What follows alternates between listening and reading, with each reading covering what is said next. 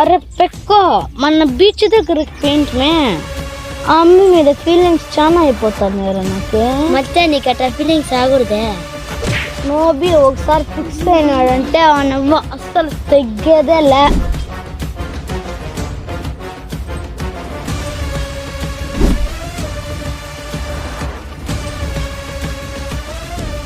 Hello syndicate ఇంకా సరికి వచ్చినది, వచ్చేయండి చూసుకుందాం. జియాన్ సార్ ఈడే అన్నాడు, అమ్మి ఆడున్నాడు అడుగుదాం పదా. జియాన్ సార్, జియాన్ సార్ అన్నారు మీరు బాగుండవు సారా? ఏం నోబి ఎట్లున్నావు? ఏమి బాగానే అన్నాను సారా. చూసుకోరాలేదా? రాలేదు సార్ వాడు. ఈసారి ఏమన్నా సరుకు ఉన్నదా? ఏమి సార్ సరుకు గురించి చేశారా? మీకు 100 కోట్ల విలువైన సరుకు ఇస్తా సారా.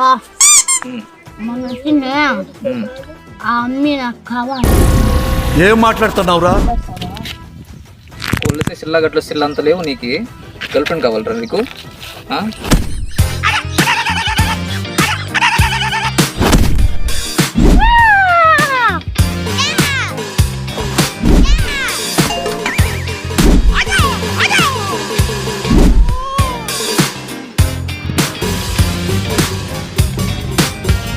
హలో, ఇప్పుడేమైంది? చావే నన్ను చూసి భయపడుతుంది, భయమంటే చెలువని జియాన్కి పోసి అటాక్. చావుకు ఇప్పుడు భయపడడు బాయ్.